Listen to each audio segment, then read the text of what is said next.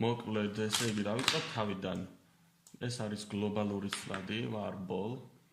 შემდეგ ფუნქცია სტარტი ვიცით. ფუნქცია სტარტში bol's მინიჭებული აქვს წრის მნიშვნელობა 20 რადიუსის მქონე, 20 პიქსელი რადიუსის მქონე და add bol's ნიშნავს რომ გამოჩნდეს კანვასზე.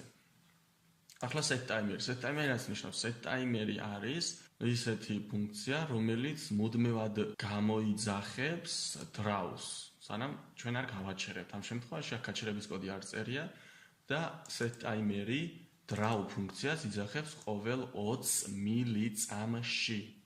ახლა draw რას აკეთებს? Draw ფუნქცია უბრალოდ bol's ამოძრავებს 2-ით მარჯვნივ და 2-ით ქვევით.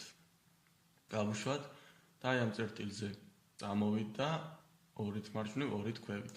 თუ ამას შევცვლით სიტყვაზე აქ 4 რომ დავწეროთ, ამ შემთხვევაში უფრო ქვევით დახრის თავს და ქვევით წამოვა. თუ 20 მილიწამს შევცვლით სიტყვაზე, წავშალეთ ეს და 2 მილიწამი ვქნათ, ამ შემთხვევაში უფრო სწრაფად წამოვა. თუ 200 მილიწამს ვიზამთ, ამ შემთხვევაში უფრო ნელად წამოვა და თან შეეტყობა, რომ აი 2 პიქსელით მოძრაობს, ხო? 2-ით მარჯვნივ და 4 პიქსელით ქვევით აშკარად სტაკატოებივით აქვს.